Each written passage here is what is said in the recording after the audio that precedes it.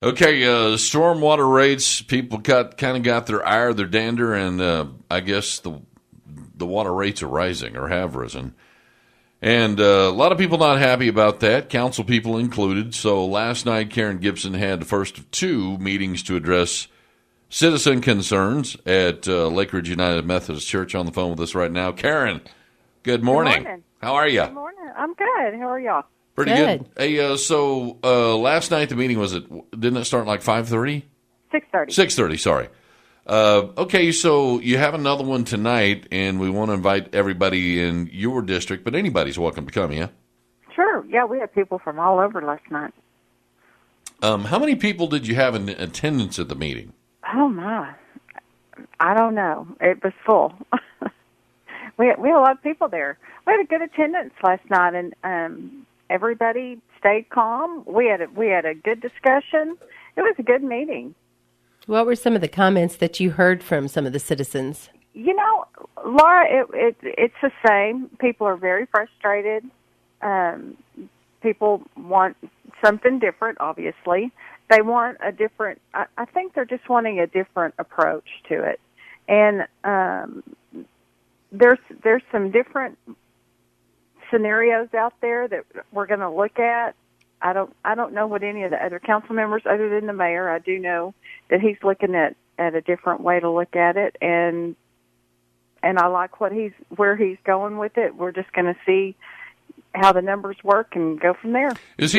Go ahead, Laura. Did any of the citizens have an idea for a better way to do things? There was one gentleman brought me an idea of going with acreage.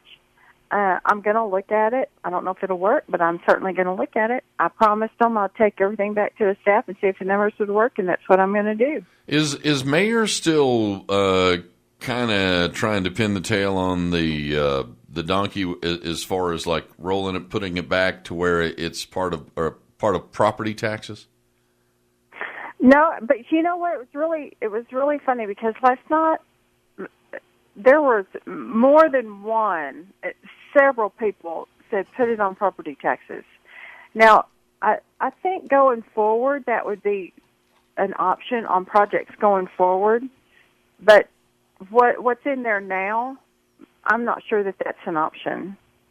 Well, you know, and I don't know that he's going there. I don't know that he's going there going forward. Yeah, but you can't bind the next council to doing that same thing. Well, it could happen, but it could happen. But I know that I've heard you say, I've heard Glenn say, I've heard plenty of councilmen say, well, those decisions were actually made by previous councils. So the whole thing is. I mean, well, each council can make their own decision. So if you've got, let's say we have a project coming up this year, this council could decide to put it into general fund, which means it would revert back. Yeah. Mm-hmm. Yes. Now, at least the property taxes for the homeowners are deductible. Yes, and I will tell you, I think previous councils, the thinking on that is, remember, people over 65, that would not, they're exempt from their property taxes going up. And so I think, and I don't know what they're thinking, I can't tell you what they were thinking, but the thought process is not everyone pays for the drainage system when you do it that way. When you do it as a fee, everyone shares the cost of the drainage system. Well, let me throw something else at you because, there are a lot of people that are in business that have storefronts, mm-hmm. and they're hooked up to, obviously power and water and sewer because mm-hmm. they're occupying a facility or a building. Mm-hmm. But if these people are leasing the building, and they're paying the water bill, then actually they're paying for the water runoff, and the actual property owner isn't responsible for that. That's right. Of course, the property owner can pass that through. Oh, to the trust me, leasee. a lot of them do. Well, and they will, and they should. I mean, we lease properties out. It's the same thing. It's no different than when you've got a tenant and all of the bills go to the owner and they just pass it through in the rent. It's the same principle. Well, yeah, but here's what I'm asking. You know, when you said, "Hey, going forward on new projects that you might be able to, you know, make it fall back into the property tax," would there be a conflict there if, you know, you had some that were grandfathered where some people were leasing property to where, now if it fell back on property taxes, then, you know, the home or the property owner is probably going to have to pay for that unless in their lease agreement it specifically says they have to pay for the stormwater runoff. But if it's you see, I mean that I mean, you know, just forward thinking. I mean, is that another can of worms? Maybe so. Well, certainly. You know, I think you're going to have 6 1 half dozen the other. If it's a property tax in a general fund, the homeowner would be, the property owner would be able to deduct it off of their taxes, Right. whereas the leasee would not. Would that exempt churches? You know, I'm not sure where the mayor would go with churches, and it would depend on how that is set up. Because I know I haven't seen that yet. But I will tell you, there were some pastors there last night, and in every conversation we've had as council, the one, but every time I've talked to a council member, churches have come up. So we're all concerned about the churches. And I don't want anyone to think that we have not looked at that every time. So that has been a discussion with every one of us, and will continue to be. We're all very aware that especially the smaller congregations that still have the big footprint, that still have, you know, a lot of parking lot, that still have a lot of the impervious surface, but yet their congregations are small. And that's concerning to every one of us. Yeah.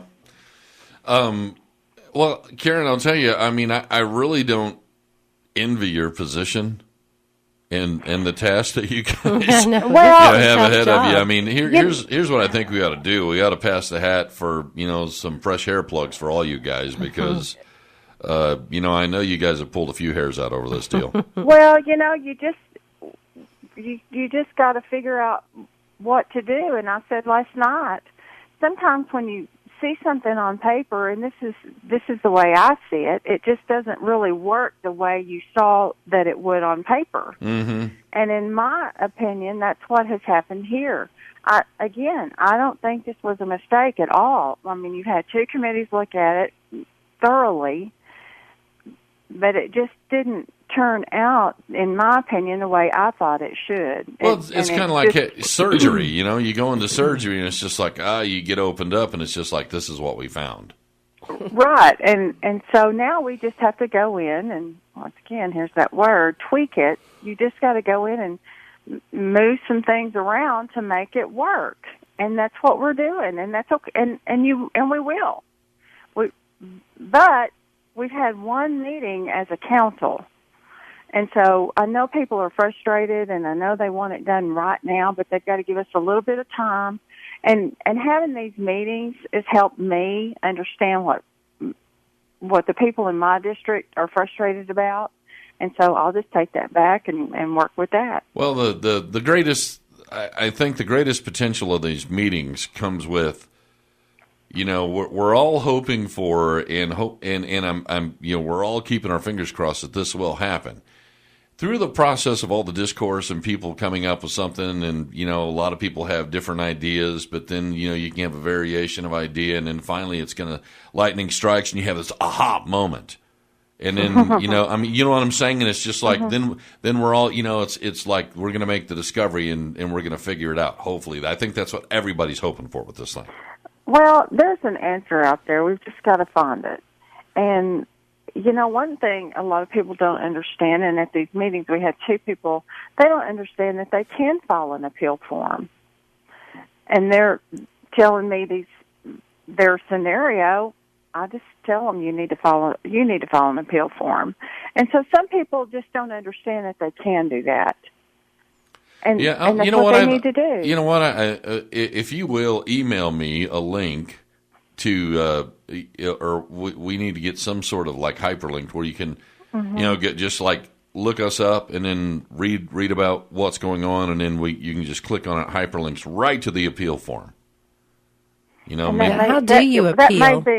That may be online. Let me find out, Laura, if that's online, and Okay. if it is, I'll get you guys the information, because a lot of times there's simple things that can be fixed, and people are frustrated about possibly just a question on their bill, or it may be measured wrong. We've had a few that are just measured wrong, and they're just in the wrong tier, and it can be fixed very easily. Or it's a data entry error. I mean, Right. Exactly, and so they're frustrated really for no reason, and it can be fixed really easily. And so let me get you that link that you guys can put out over the radio, and maybe we can solve some people's frustrations really quickly. All right. Hey, Karen, thanks for joining us this morning. Give us the time and place of the second meeting tonight. It's tonight, again, at Lake Ridge United Methodist Church. They've been kind enough to let us use their fellowship hall, and at 6:30. All right. Thank you very much, Karen, for joining us this morning. Appreciate that. All right. Thanks, guys. Hope you guys have a good day. productive meeting tonight. I do, too. Hey, Thank you.